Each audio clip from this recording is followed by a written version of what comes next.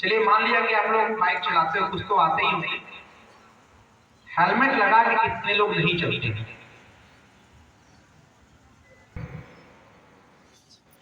Helmet नहीं लगाते हो आप? लगाते हो? नहीं, हेलमेट कौन नहीं लगाता ये जानिए। आप तो साइकिल चलाते होगे, कोई है हेलमेट लगाना? नहीं, कई कई लोग जो पेरेंट्स होंगे जो हेलमेट लगा के नहीं आते होंगे छोड़ने के लिए। कोई है बेटा? क्या नाम है बेटा?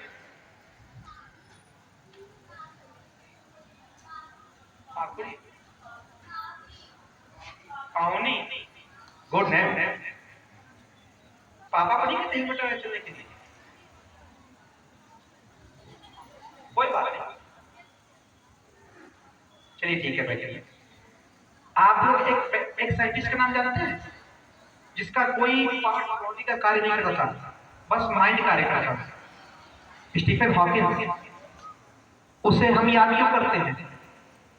इसके लिए यदि आप हेलमेट पहन के चलते हैं तो आपका ये बचा रहेगा, क्योंकि जो न्यूरो सिस्टम्स होते हैं, नर्व सिस्टम, आपके नर्व, जो इसमें चोट लगती है तो इसका इलाज इतने महंगे हैं कि परिवारों को तबाह होते मैंने देखा है, और अपने एक रिलेटिव को डेथ होते भी देखा है।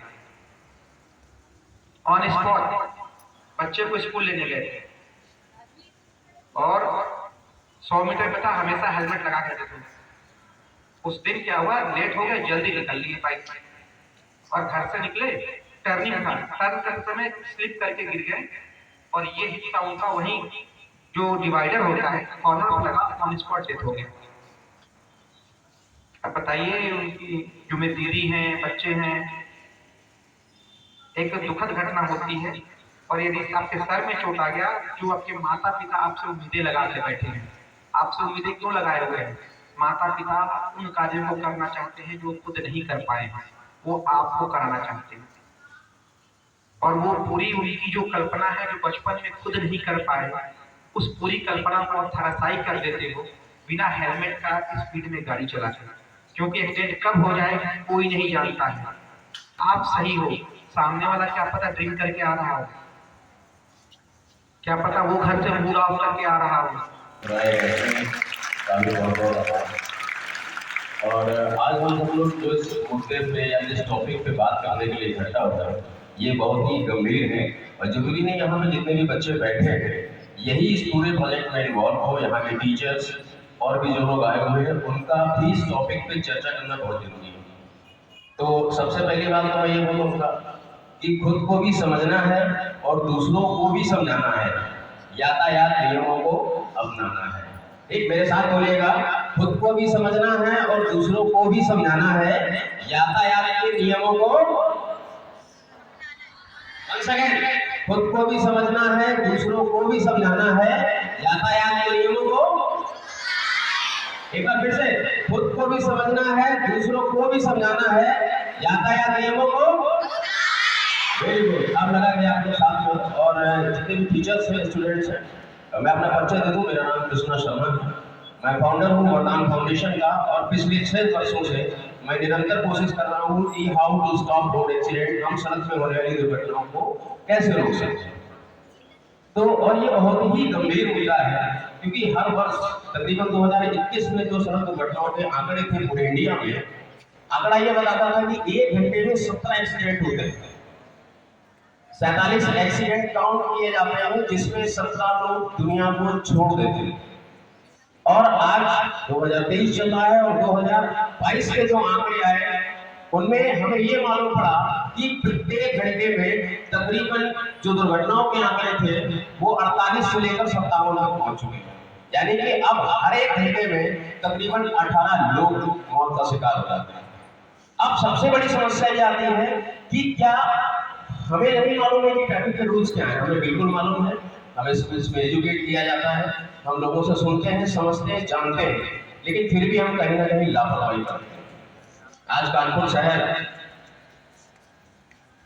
और संपूर्ण प्रदेश में, संपूर्ण भारतवर्ष में यातायात माह नवंबर के रूप में मनाया जाता है, और आज हम सब लोग गुरु हर राय अकेडमी प्रांगण में उपस्थित हुए हैं, जिसका खास प्रयोजन ये है कि हम उन विषयों पे, उन टॉपिक पे चर्चा कर सकें, ताकि कहीं ना कहीं दुर्घटनाओं के आंकड़ों को कम किया जा सके।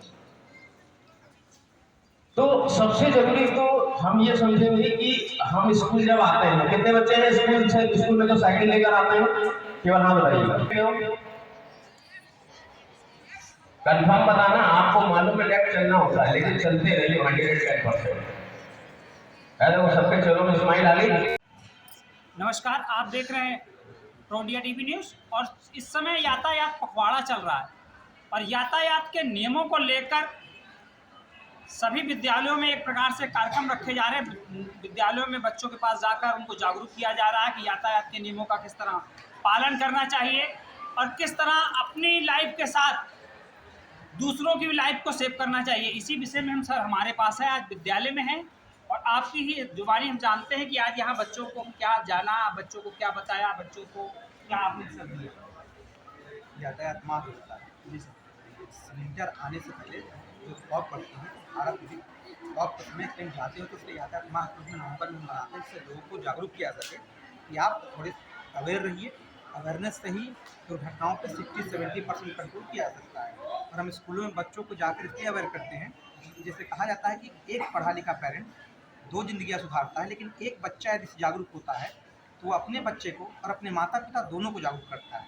इसलिए बच्चों पर ज़्यादा हम विशेष ध्यान दे रहे हैं इस सत्र में कि बच्चे जागरूक हों। हम चौराहों से लेकर हर जगह कार्यक्रम कर रहे हैं ताकि जागरूकता अवेयरनेस से ही ये सुधार हो सकता है कि दुर्घटनाएं कम से कम हो। ट्रैफिक रूल्स के सब लोग फॉलो करना शुरू कर दें तो दुर्घटनाओं में 70 से 80% की गिरावट 100% आने की संभावना है। सर ने कहा कि यदि हम नियमों का पालन करेंगे और निश्चित एक दूसरे को कहीं ना कहीं जागरूक करेंगे तो निश्चित कहीं ना कहीं हमारी भी सेफ्टी होगी और दूसरों की सेफ्टी होगी। सर, आज विद्यालय का बहुत बड़ा योगदान रहा इस कार्यक्रम में और बच्चों में भी जागरूकता रही, तो हम ये मान के चल रहे हैं कि आने वाले भविष्य में भी इस तरह के जागरूकता के कार्यक्रम होंगे। ऐसे भी आगे भविष्य में से कार्यक्रम चलते रहे, इससे बच्चों की जागरूकता बहुत ज़रूरी है। बच्चे जागरूक होंगे तो ट्रैफिक का जो सस्ता चल रहा है उससे पूरे अपने कानपुर का, पूरे इंडिया को बहुत बहुत लाभ होगा। जागरूकता बहुत ही ज़रूरी है, क्योंकि जो एक्सीडेंट्स होते हैं थोड़ी सी लापरवाही से एक्सीडेंट होते हैं, तो लापरवाही हम लोग ना करेंगे तो हमारे जो एक्सीडेंट हैं जो और तो नहीं होंगे।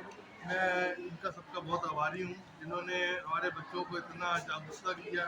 मैं चाहता हूँ कि और भी ऐसे प्रोग्राम करते रहें जिससे कि हम हर बच्चे को जागरूकता होना बहुत जरूरी है।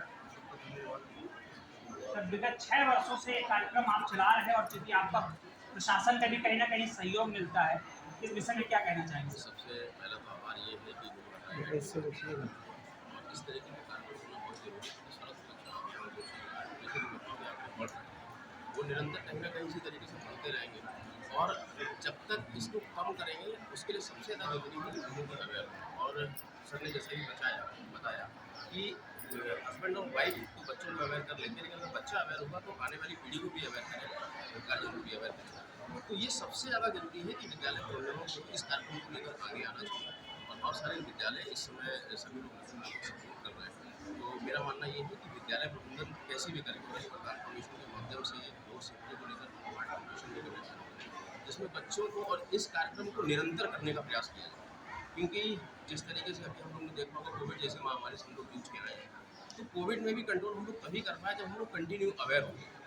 किसी को फ़ोन कर रहे हैं तो कि हमें जागरूकता का मैसेज आ रहा है, किसी से बात कर रहे हैं अलग अलग पोस्टर बैनर, तो रोड एक्सीडेंट्स को भी रोकने का पूरा प्रयास किया जा रहा है और ये रोका जा सकता है। इसके लिए सभी लोगों का एक साथ होना और एक साथ कहीं ना कहीं मैसेजेस को फॉरवर्ड करना ये बहुत ज़्यादा जरूरी है।